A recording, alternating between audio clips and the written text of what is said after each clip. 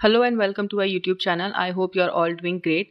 आज हम इस वीडियो में बात करेंगे इंटरनेशनल रिलेशंस की एंड हम देखेंगे कि इंटरनेशनल रिलेशंस होता क्या है। We will be starting with a very basic introduction to international relations. International relation का जो फोकस होता है वो होता है to study the relations among the states and to promote peace and prevent wars. क्योंकि पहले की जो सिचुएशंस थी इट वाज अ टाइम, हमने हमेशा देखा है कि there is always a conflict going on around the world. हम देखते हैं कि वॉर की सिचुएशंस एंड कन्फ्लिक्ट की सिचुएशन हमेशा इंटरनेशनल सिस्टम में बनी रहती है, जिसकी वजह से क्योस होता है, there is loss to life, वहाँ पर डिस्टर्बेंस होती है, हमेशा एक डर की सिचुएशन क्रिएट रहती है। सो इंटरनेशनल रिलेशंस के जो थ्योरिस्ट थे, जो इसके स्कॉलर्स थे, वो इन्हीं रिलेशंस को समझने की कोशिश करते हैं when they study international relations. और वो ये कोशिश करते हैं कि किस तरीके से इन वॉर्स को प्रिवेंट करके एक ऐसी पीसफुल सिचुएशन को स्टैब्लिश किया जाए जहाँ पर ये वॉर्स जो है वो ना हो। ओके, एंड हम इंटरनेशनल रिलेशंस का जो ओरिजिन है वो ट्रेस कर सकते हैं to the treaty of Westphalia that was signed in the year 1648। And please note the year of the Treaty of Westphalia. It is important for your exams like UGC NET and various other exams. Treaty of Westphalia जो था it is important क्योंकि इसने and किया था the 30 year of Wars in Europe, जो between the European power, जो 30 year of Wars था उसको एंड किया था ट्रीटी ऑफ वेस्टफेलिया ने। और यहीं से इमर्ज हुआ था the concept of nation state. आज जो हम नेशन स्टेट को समझते हैं वो कॉन्सेप्ट जो है वो ट्रीटी ऑफ वेस्टफेलिया की वजह से ही ओरिजिन हुआ था। लेकिन as a discipline, as a subject, जो इंटरनेशनल रिलेशन स्टैब्लिश हुआ है वो हुआ है in the year 1919 after the world war one. जो वर्ल्ड वॉर वन के बाद जो डिस्ट्रक्शन हुआ था, जो इतना क्योस क्रिएट हो गया था इन द वर्ल्ड, उसकी वजह से ये फील किया गया कि इस सब्जेक्ट को एक इम्पोर्टेंस देनी चाहिए कि हम इंटरनेशनल रिलेशंस को बहुत अच्छे से समझ सकें ताकि ऐसी सिचुएशन दोबारा ना आए। सो इट वाज इन 1919 जब पहली बार इंटरनेशनल रिलेशंस को as a academic discipline establish किया गया था। और जहाँ पर ये स्टैब्लिश किया गया था वो था यूनिवर्सिटी ऑफ वेल्स। इसको वुड्रो विल्सन चेयर भी कहते हैं because of the efforts given by Woodrow Wilson. Woodrow Wilson के बहुत एफर्ट्स रहे हैं to establish this as a important discipline in the field, in the academics, and इसकी वजह से उनको वुड्रो विल्सन चेयर भी कहा गया। ये इस्टेब्लिश हुई थी इन द ईयर 1919। ये first chair of international relations थी। सिंस ये बहुत ही रिसेंट अकरेंस है, इसका इस्टेब्लिशमेंट जो है वो बहुत ही रिसेंट है, इसको एक one of the youngest academic disciplines कहा जाता है। इट वॉज ओनली इन 1919 जब इसको इस्टेब्लिश किया गया था, and that is why it is called a very young discipline. And इसको ऑफन अमेरिकन सोशल साइंस भी कहा जाता है क्योंकि जो इंटरनेशनल रिलेशंस में जो डेवलपमेंट हुई है उसमें as a subject, as theories जो उसमें डेवलपमेंट हुई है, उसमें मेजर कंट्रीब्यूशन देखा गया है by the American social thinkers. जो अमेरिकन थिंकर्स हैं, अमेरिकन स्कॉलर्स हैं, उनका मेजर कंट्रीब्यूशन इसमें देखा गया है। एंड ज़्यादातर जो ये थ्योरीज डेवलप हुई हैं, ये डेवलप हुई हैं around US foreign policy. And because of this क्योंकि यहाँ पर अमेरिका का प्रोमिनेंस ज़्यादा देखा गया है, इन्हीं कारणों से इन्हें अमेरिकन सोशल साइंस भी कहा गया है।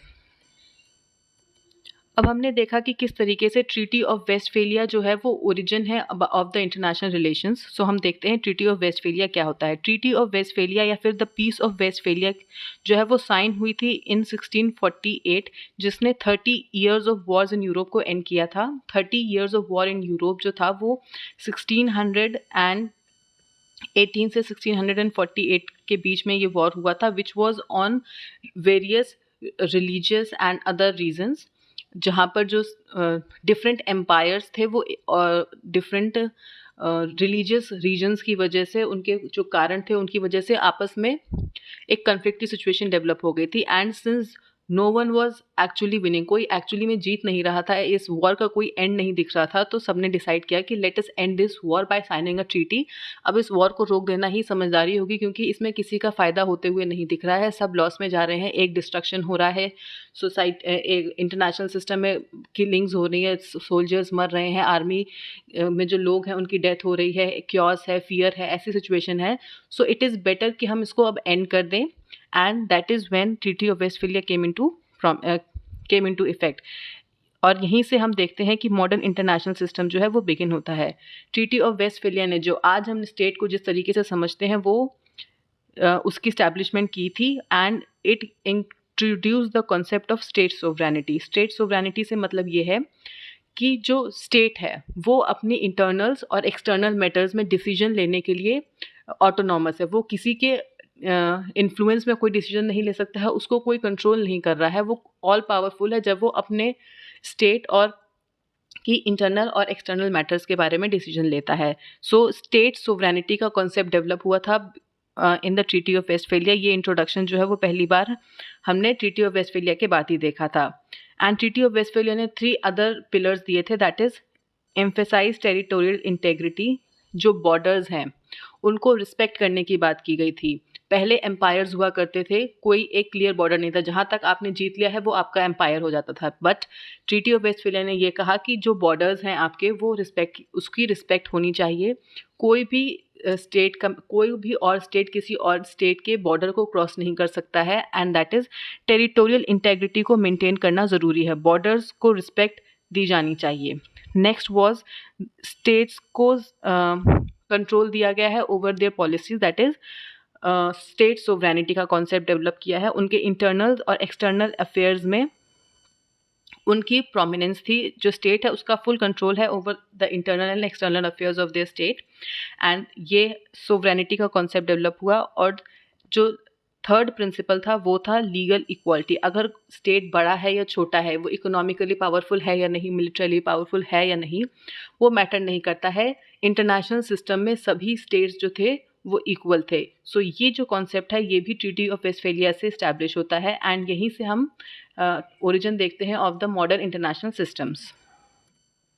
हाउएवर जो इंटरनेशनल सिस्टम जो है वो हमेशा से एक जैसा नहीं रहा है, it has evolved in various phases. ऐसा नहीं है कि जो वेस्टफेलियन ऑर्डर ने जो सिस्टम स्टैब्लिश किया था आज भी वर्ल्ड ऐसा ही है, सो ऐसा नहीं है। वेस्टफेलियन ऑर्डर जो फर्स्ट फेज़ है, so there it is divided in the phase. जो एवोल्यूशन है इंटरनेशनल सिस्टम का वो डिवाइडेड है इनटू डिफरेंट फेजेस, जिसमें फर्स्ट फेज़ है आपका Westphalian order. So early international system जो था वो मेनली यूरोपियन पॉलिटिक्स से लिमिटेड था, क्योंकि बाकी सारी कंट्रीज़ जो थी, द एशिया और लैटिन अमेरिका की कंट्रीज़ थी, वो यूरोप की कॉलोनीज़ थी, सो उनका मेजर रोल नहीं देखा गया है।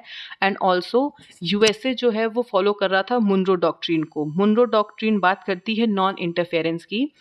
मुनरो डॉक्ट्रिन के अकॉर्डिंग जो यूएसए है वो इंटरफेयर नहीं करेगा in the European politics, and वही सिंस वो इस पॉलिसी को फॉलो करते थे, सो उसका भी ज़्यादा मेजर रोल नहीं देखा गया है। It is surrounded around European politics. जो यहाँ पर मेन कैरेक्टर है वो यूरोपियन पॉलिटिक्स होती है, एंड यहाँ पर जो यूरोप के जो मेन इंपॉर्टेंट पावर्स थे वो इसको डोमिनेट करते थे। For example Britain, France, Prussia, जो ये पावर्स थे वो इसको इस वर्ल्ड ऑर्डर को डोमिनेट करते थे। एंड और जितनी भी ये ग्रेट पावर्स थी, इनका सबसे इंपॉर्टेंट कंसर्न था survival and security, and since ये सर्वाइवल एंड सिक्योरिटी इनका मेन कंसर्न था, सो ये एक स्ट्रैटेजी फॉलो करते थे, that is the strategy of balance of power. अब ये क्यों इतना फोकस था सर्वाइवल और सिक्योरिटी पे? क्योंकि जो इंटरनेशनल सिस्टम था, जो इंटरनेशनल वर्ल्ड ऑर्डर था, वो कैरेक्टराइज्ड था बाय अनार्की। अब अनार्की क्या होता है? अनार्की एक ऐसी सिचुएशन होती है जहाँ पर कोई अथॉरिटी नहीं होती है, आपको कोई गवर्न नहीं कर रहा है। फॉर एग्जाम्पल, एक डोमेस्टिक पॉलिटिक्स की जब हम बात करते हैं, टेक एग्जाम्पल ऑफ इंडिया। अगर हम एग्जाम्पल लेते हैं इंडिया का, तो सपोज अगर इंडिया के अंदर अगर आपके ऊपर कोई अटैक करता है, तो आपके पास एक ऑप्शन है कि आप जाकर पुलिस में कंप्लेन कर सकते हैं, कोर्ट्स हैं जो उस अटैकर को अरेस्ट करेंगे। लेकिन एक वर्ल्ड ऑर्डर में सपोज अगर इंडिया किसी और देश के ऊपर अटैक करता है या कोई और देश इंडिया के ऊपर अटैक करता है, तो इंडिया के पास ये ऑप्शन नहीं है कि वो किसी वर्ल्ड पुलिस को या फिर इंटरनेशनल पुलिस को कंप्लेन करे और दूसरे देश को अरेस्ट करवा सके, क्योंकि वहाँ पर कोई सेंट्रल अथॉरिटी है ही नहीं। So that is anarchy. International system जो है वो एनार्की से कैरेक्टराइज्ड है। अनार्की जो है वो मेन फीचर है इंटरनेशनल सिस्टम का, एंड वेस्टफेलियन ऑर्डर में अनार्की जो था, अनार्की की वजह से लोगों के बीच में, जो स्टेट्स थे उनके बीच में सर्वाइवल एंड सिक्योरिटी जो थी वो उनका मेन कंसर्न था। एंड टू मेंटेन सिक्योरिटी और सर्वाइवल को पाने के लिए वो जो स्ट्रैटेजी अपनाते हैं वो होती है balance of power. So balance of power में क्या होता है कि दो स्टेट्स जो हैं, जो पावरफुल स्टेट्स हैं, वो ये पूरी कोशिश करते हैं कि वो अपनी पावर को एक बैलेंस में रखें। ऐसा नहीं है कि कोई एक स्टेट बहुत ज़्यादा पावरफुल हो जाए और दूसरा स्टेट उस पावर को मैच ना कर पाए। फॉर एग्जाम्पल, अगर आपके पास एक वेपन है, सपोज आप एक गन लेकर आए हैं और आपके नेबर को पता चलता है कि आपके पास एक गन है, सो उसके अंदर एक इनसिक्योरिटी क्रिएट होती है कि ये इस गन का क्या इस्तेमाल कर सकता है, हो सकता है ये मुझे इस गन से मार दे। भले ही आपका जो पर्पस उस गन को लाने का है वो अपना सेल्फ डिफेंस है, आप किसी को अटैक करने के लिए वो गन नहीं लाए हैं, बट आपके नेबर को आप क्या सोच रहे हैं, किस थॉट से उस गन को लाए हैं, ये उसको नहीं पता है। सो वो इनसिक्योर हो जाएगा क्योंकि उसके पास वेपन नहीं है और आपके पास वेपन है। सो इस इनसिक्योरिटी में वो भी एक गन लेकर आएगा और वो आपसे बड़ी गन लेकर आएगा क्योंकि उसे पता है to be more powerful. And अब ये बात आपको पता चली है, अब आपको उसका इंटेंट नहीं पता है। अब आपको उसका इंटेंट नहीं पता है तो आप और 2 गन लेकर आएंगे एंड उससे बड़ी गन्स लेकर आएंगे एंड दिस कंटिन्यूज। सो एक आर्म्स रेस क्रिएट होती है। ऐसा ही इंटरनेशनल सिस्टम में होता है। बैलेंस ऑफ पावर को करने के लिए आर्म्स रेस क्रिएट हो जाती है स्टेट्स के बीच में, वो वेपन्स को इकट्ठा करने लगते हैं एंड एक टाइम ऐसा आता है कि आपका जो नेबर है वो अब अपने आप से बैलेंस जो आर्म्स हैं वो नहीं खरीद सकता है। सो वो क्या करता है, आपके जो अदर नेबर्स हैं उनको अपने साथ मिलाता है, अलायंस बनाता है एंड आप देखते हैं कि ये लोगों को इकट्ठा कर रहा है मेरे अगेंस्ट। सो आप भी एक अलायंस बनाते हैं। So there is a formation of alliances and counter alliances. So ये होता है बैलेंस ऑफ पावर, जहां आप एक दूसरे की पावर को बैलेंस करने की कोशिश करते हैं ताकि कोई भी एक स्टेट जो है वो ज़्यादा पावरफुल होकर सबको डोमिनेट ना करे। एंड 2 तरीके की बैलेंसिंग होती है। बैलेंसिंग ऑफ पावर में 2 तरीके की बैलेंसिंग होती है, that is internal and external. जो इंटरनल बैलेंसिंग होती है that is done by arms race, कि आप अपने आप को पावरफुल बना रहे हैं।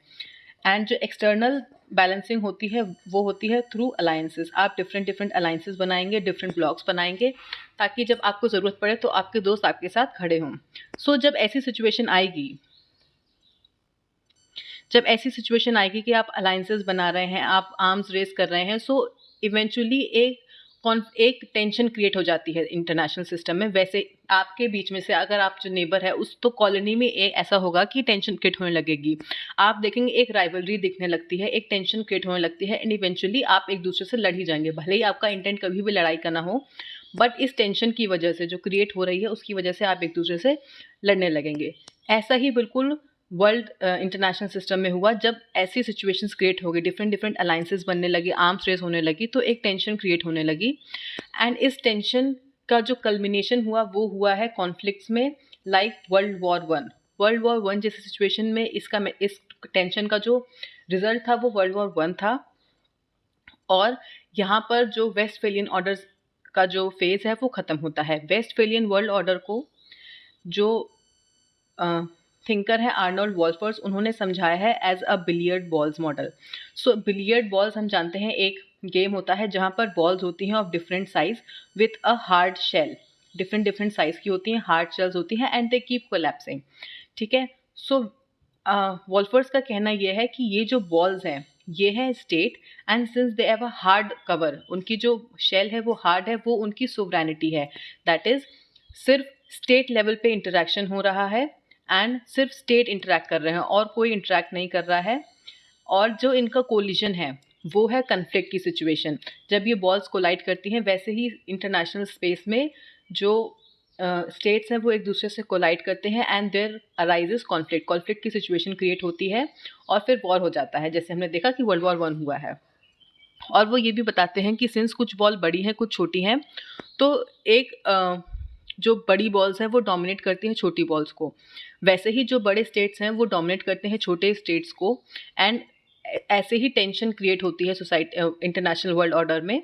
सो उन्होंने जो वॉल्फर्स ने इस फेज को डिस्क्राइब किया है by this model and I hope you have noted down the name of the thinker and उनका ये मॉडल, क्योंकि ऐसे क्वेश्चंस आपके यूजीसी नेट एग्जाम्स में पूछे जाते हैं। एंड नेक्स्ट वो इस मॉडल को समझाते हैं और बताते हैं कि ये मॉडल्स में स्टेट जो है वो सॉलिड है, सेपरेट यूनिट्स हैं whose sovereignty act as a protective outer shell. वो सेपरेट यूनिट्स हैं और उनकी जो आउटर शेल है वो उनकी सोवरेनिटी है, लेकिन ऑल स्टेट्स इक्वल नहीं है, डिफरेंट डिफरेंट साइजेस में है, that is they have different powers.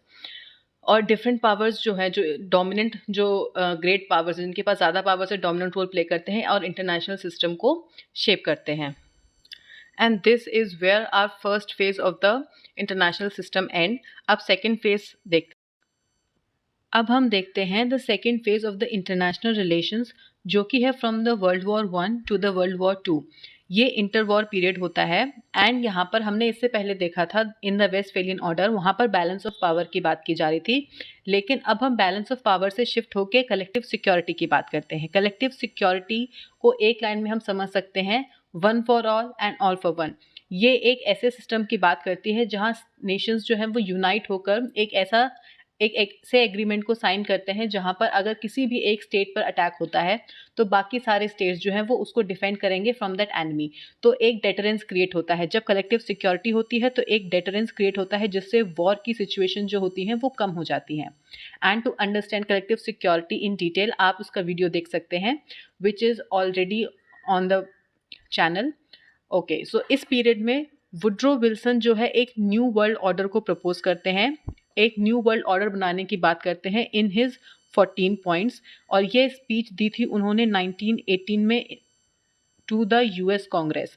यहाँ पर वो बात करते हैं एक ऐसे वर्ल्ड ऑर्डर को क्रिएट करने की जो कि लिबरल आइडियाज़ पे बना हो, जहाँ पर फ्रीडम ऑफ ट्रेड हो, जहाँ पर ओपन सीज हो, डेमोक्रेटिक गवर्नमेंट स्टैब्लिश हो, सबको सेल्फ डिटर्मिनेशन का राइट हो, ऐसे वर्ल्ड सिस्टम की वो बात करते हैं। और वो जो 14 पॉइंट्स उन्होंने दिए थे उसी के बेसिस पे क्रिएशन होता है लीग ऑफ नेशन का, जो कि प्रेडिसेसर है यूएन का। लीग ऑफ नेशन को बनाया गया था टू मेंटेन पीस और फ्यूचर वॉर्स को प्रिवेंट करने के लिए लीग ऑफ नेशन की फॉर्मेशन हुई थी, जो कि बना था ऑन द 14 पॉइंट स्पीच जो कि वुड्रो विल्सन ने दी थी इन द ईयर 1918। और वो बात करते हैं बैलेंस ऑफ पावर को रिप्लेस करने की और कलेक्टिव सिक्योरिटी को डेवलप करने की। अपने 14 पॉइंट्स में वो इंक्लूड करते हैं free trade, removal of economic barriers and freedom of navigation on seas. और वो ऐसा इसलिए बताते हैं क्योंकि इससे एक इंटरडिपेंडेंस क्रिएट होगा, और जब इंटरडिपेंडेंस क्रिएट होगा तो नेशंस जो हैं वो अपने आप से एक दूसरे के साथ कोऑपरेट करेंगे। फॉर एग्जाम्पल आज हम देखते हैं जिस तरीके का वर्ल्ड है, एक इंटरडिपेंडेंस क्रिएट है, जो फ्री ट्रेड है उसकी वजह से एक इकोनॉमिक इंटरडिपेंडेंस स्टेट्स में आ जाती है, जिसकी वजह से स्टेट्स की इकोनॉमी जो है वो बाकी स्टेट्स में जो इंस्टेंसेस हो रहे हैं उससे अफेक्ट होती है। और जब ऐसा होगा तो डेफिनेटली कोई भी ये स्टेट ये नहीं चाहेगा कि उसका इकोनॉमिक लॉस हो, और सब कॉपरेट करने की कोशिश करेंगे, कॉपरेशन बढ़ेगा स्टेट में।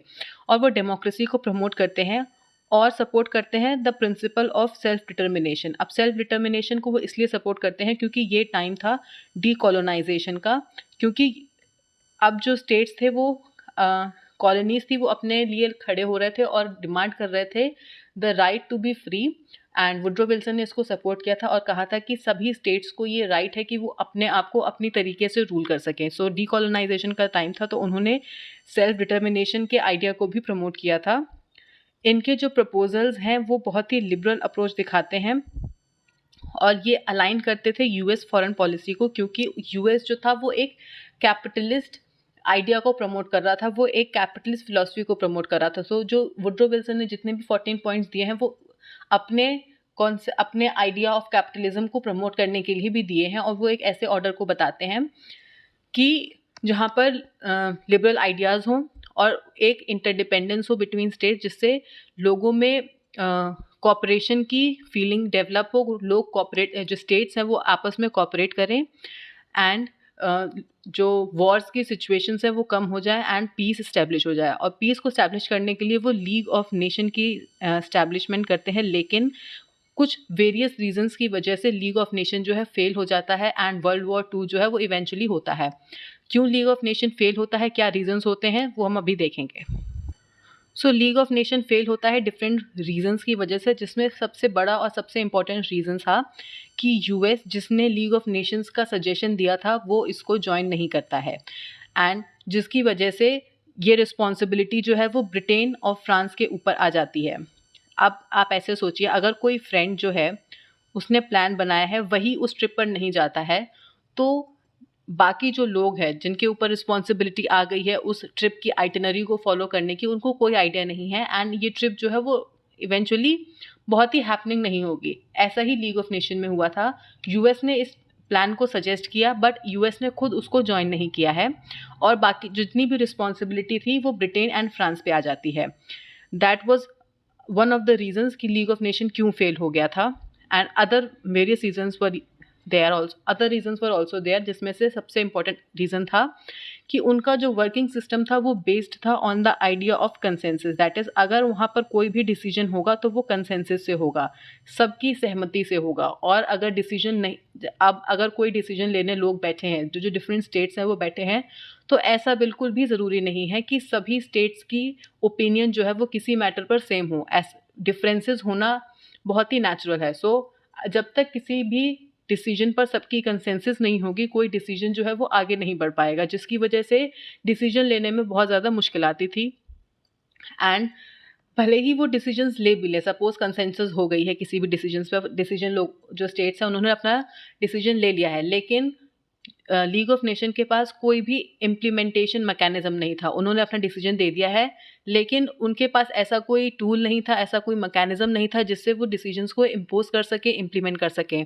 वो लीगली बाइंडिंग डिसीजंस नहीं दे सकते थे, जिसकी वजह से उनके जो डिसीजन थे वो सिर्फ एडवाइजरी रह गए। वो एक एडवाइजरी बॉडी की तरह रह गई, उसके पास कोई एक्चुअल पावर नहीं थी। सो इसको कह सकते हैं कि it was a institution without any teeth. इसके पास वो इंस्टीट्यूशन था all powerful and everything, but उसके पास कोई इम्प्लीमेंटेशन मैकेनिज्म नहीं था, डिसीजंस कंसेंसस से बेस्ड थे, जिसकी वजह से उसका फेलियर इनएविटेबल था। एंड ऑल्सो उन्होंने जो पॉलिसीज़ फॉलो की थी of appeasement of the fascist power, उसकी वजह से भी वर्ल्ड वॉर 2 ब्रेकआउट हुआ था। एंड बहुत सारी जो मेजर कंट्रीज़ थी वो इसको ज्वाइन करती थी और फिर विड्रू कर लेती थी, जिसकी वजह से एक अनस्टेबल एनवायरनमेंट क्रिएट हो गया था लीग ऑफ नेशन में। एंड लीग ऑफ नेशन जो है वो इन्हीं रीजंस की वजह से फेल हो गया था और वर्ल्ड वॉर 2 को प्रिवेंट नहीं कर पाया था। जो वुड्रो विल्सन का आइडिया था to create a peaceful global system, to एक इंटरनेशनल पीसफुल इंटरनेशनल सिस्टम की, वो फेल हो गया था। And this is where the second phase end और बिगिन होता है third phase, that is the cold war era. अब कोल्ड वॉर एरा जो है वो स्टार्ट होता है after the end of second world war और कंटिन्यू होता है टिल 1991, जब तक सोवियत यूनियन जो है वो डिसइंटीग्रेट नहीं हो जाता है। हमने देखा था कि वर्ल्ड वॉर 2 के बाद यूरोप जो है वो बहुत ही तरीके से पूरी तरीके से बेकार हो चुका, उसमें डिस्ट्रक्शन इतना ज़्यादा हो चुका था वर्ल्ड वॉर 2 की वजह से कि वो अपनी पावर जो है वो खो देता है। एंड इसी टाइम पर अमेरिका जो है वो राइज करता है इकोनॉमिकली एंड मिलिटरली, क्योंकि वो पावरफुल स्टेट बन जाता है। और दूसरी तरफ एक और स्टेट राइज करता है, that is USSR.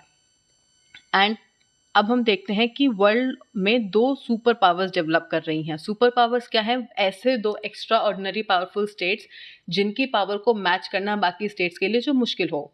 So US और यूएसएसआर 2 सुपर पावर्स जो हैं वो इमर्ज करती हैं और एक बायपोलर वर्ल्ड ऑर्डर की स्टैब्लिशमेंट होती है, जहाँ पर 2 पोल्स ऑफ पावर हैं, एक यूएस है और एक यूएसएसआर है।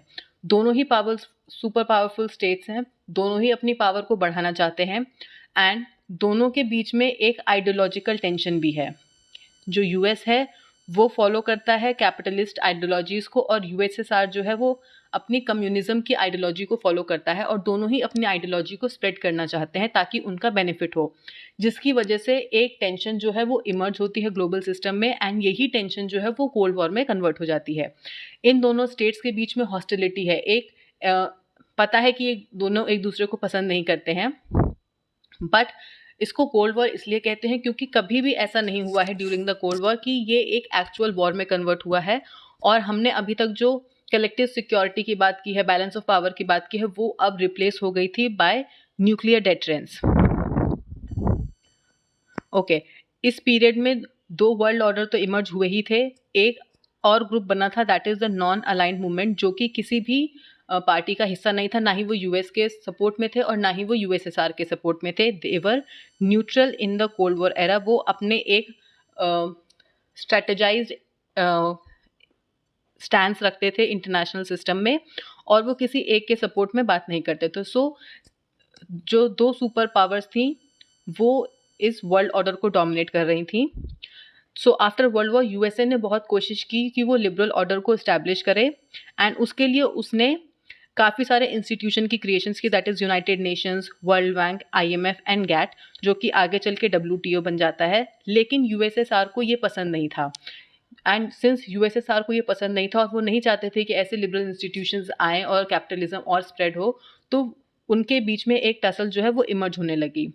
और यहाँ पर जो ट्रेडिशनल बैलेंस ऑफ पावर हमने देखा था, जो अभी तक चल रहा था, वो रिप्लेस हो जाता है न्यूक्लियर डेटरेंस से। अब न्यूक्लियर डेटरेंस क्या होता है?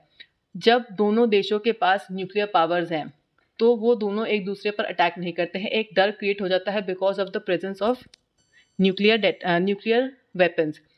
अब हम जानते हैं कि अमेरिका के पास भी न्यूक्लियर वेपन्स हैं और यूएसएसआर के पास भी न्यूक्लियर वेपन्स थे। सो अमेरिका को पता था अगर वो यूएसएसआर पे हमला करता भी है न्यूक्लियर वेपन्स से, तो उसको ये पता है कि यूएसएसआर भी केपेबल है to attack me with nuclear weapons. So दोनों में एक डर क्रिएट है कि दोनों अटैक कर सकते हैं न्यूक्लियर वेपन से, और यहाँ पर डर होता है मैड का। अब what is mad? It is mutually assured destruction. That is, अगर न्यूक्लियर पावर के यूज किया जाता है वॉर में, अगर जो कोल्ड वॉर है वो हॉट वॉर में कन्वर्ट हो जाता है, तो म्यूचुअली अश्योर्ड डिस्ट्रक्शन होगा। दैट इज, ऐसा कोई भी स्टेट नहीं है जो बच पाएगा इससे, क्योंकि यहाँ पर डिस्ट्रक्शन जो है वो दोनों साइड होगा और कोई भी एक अकेला विनर नहीं इमर्ज हो पाएगा।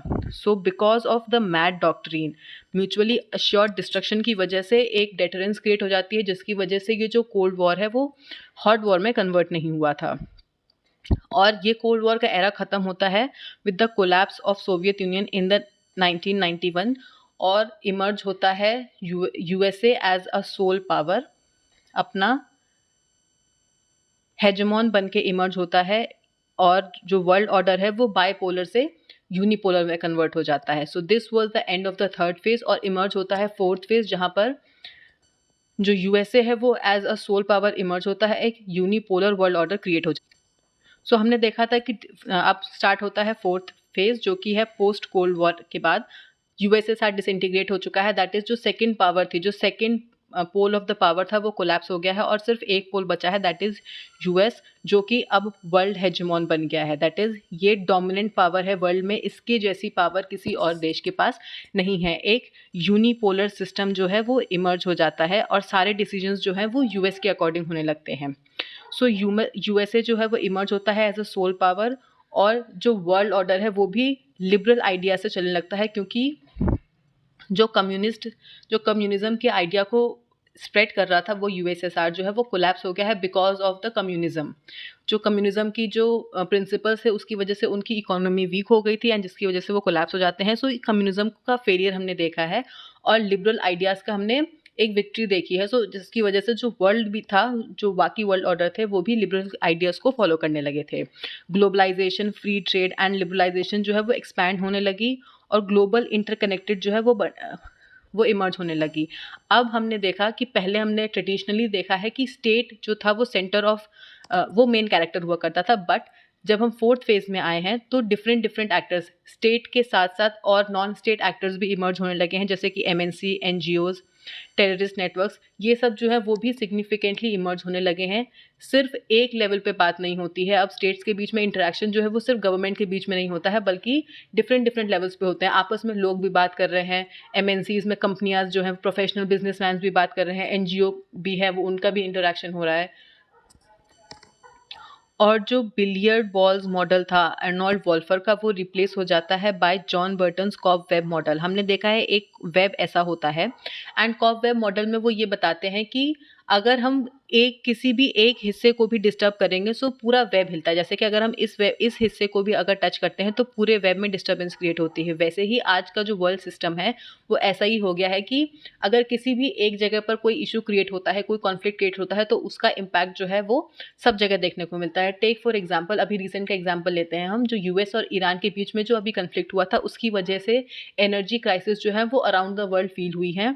एंड यही कॉब वेब मॉडल है, जहाँ पर जो हम बताते हैं, जो पहले जो बिलियर्ड बॉल्स मॉडल था जहाँ पर सिर्फ स्टेट इंटरेक्ट कर रहे थे, वो रिप्लेस हो गया है by the cobweb world, जहाँ पर सब इंटरकनेक्टेड हैं। ऐसे वर्ल्ड की स्टैब्लिशमेंट हुई है। लेकिन जब से 2008 का फाइनेंशियल क्राइसिस हुआ है और यूएसए की इकोनॉमी कोलैप्स हुई है, उसके बाद से हमने देखा है कि एक शिफ्ट आने लगा है from unipolar world to multipolar world. हम एक मल्टीपोलर वर्ल्ड की तरफ बढ़ते देख रहे हैं, जहाँ पर राइज ऑफ चाइना देखा जा रहा है, जो कि हेजेमनी को चैलेंज कर रहा है ऑफ यूएसए के हेजेमनी को चैलेंज करते हुए चाइना नज़र आ रहा है। And it is concerning for USA. So जो स्टेट अभी तक लिबरल आइडियाज़ को प्रमोट कर रहा था, हमने देखा है कि यूएसए ने ग्लोबलाइजेशन को प्रमोट किया है, उसने लिबरल इंस्टीट्यूशन स्टैब्लिश किए ताकि कैपिटलिस्ट आइडियाज़ जो है वो पूरे वर्ल्ड में स्टैब्लिश हो सके। उसने प्रमोट किया है ग्लोबलाइजेशन को, लेकिन after the coming of after the 2008 crisis हमने ये देखा है कि जो यूएसए है वो भी प्रोटेक्शनिस्ट टेंडेंसीज को फॉलो करने लगा है एंड एक ऐसा वर्ल्ड ऑर्डर क्रिएट हो रहा है जहां पर हम राइज ऑफ अनदर पावर देख रहे हैं जो यूएसए को चैलेंज करते हुए नज़र आ रहा है, एंड वो है चाइना।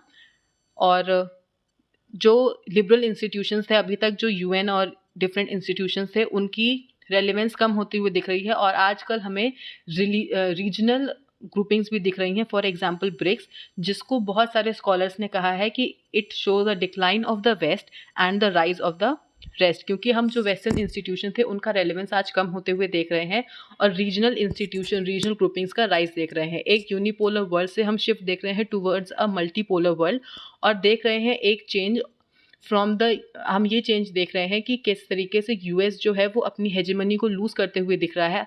अभी भी वो यूएस ही हेजेमोन है, बट एक चैलेंज यूएस जो है वो चाइना में अपना एक चैलेंज देख रहा है एंड एक ऐसा स्ट्रैटेजिक कंपटीशन हो रहा है बिटवीन यूएसए एंड चाइना एक इस वर्ल्ड ऑर्डर में है।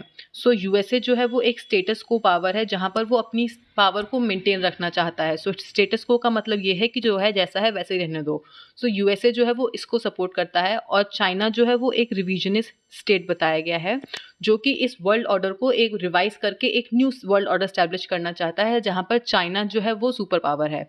सो एक ऐसे वर्ल्ड ऑर्डर की तरफ हम आगे बढ़ रहे हैं जिसको ग्राहम एलिसन बोलते हैं कि आज हम थ्यूसिडाइडस ट्रैप की तरफ आगे बढ़ रहे हैं। And what is Thucydides trap? So ये एक ऐसा ट्रैप है जिसमें ग्राहम एलिसन बताते हैं कि अगर जो स्टैब्लिश्ड हेजेमॉन है जब उसको चैलेंज करने के लिए एक न्यू सुपर पावर इमर्ज होती है, सो जो इनका रिप्लेसमेंट होगा, दैट इज जो न्यू सुपर पावर जो है, अगर वो उसको स्टैब्लिश सुपर पावर को ओवर पावर करना है तो उसके लिए एक वॉर ज़रूर होगा। बहुत ही इजी ट्रांजिशन नहीं होगा। ऐसा नहीं होगा कि यूएसए कहेगा ओके ओके अब मैं पीछे हट जाता हूँ, China you take my position, you be the hegemon. ऐसा नहीं होगा। एक वॉर इवेंचुअली होगा ही होगा, तभी एक न्यू हेजिमोन जो है वो स्टैब्लिश हो पाएगा। ऐसा ग्राहम एलिसन ने बताया है कि हम एक थ्यूसिडाइडस ट्रैप की तरफ बढ़ रहे हैं। And this is the fourth phase of the evolution of international relations. I hope आपको ये एवोल्यूशन समझ में आया होगा। This is all for today and thank you very much. Please do not forget to like, share and subscribe. Also western political thought की playlist live है जहाँ पर आपको सभी इंपॉर्टेंट थिंकर्स की सभी इंपॉर्टेंट थ्योरीज जो हैं वो मिल जाएंगी। So please have a look at that and have a great day. Keep learning. Bye bye. Thank you.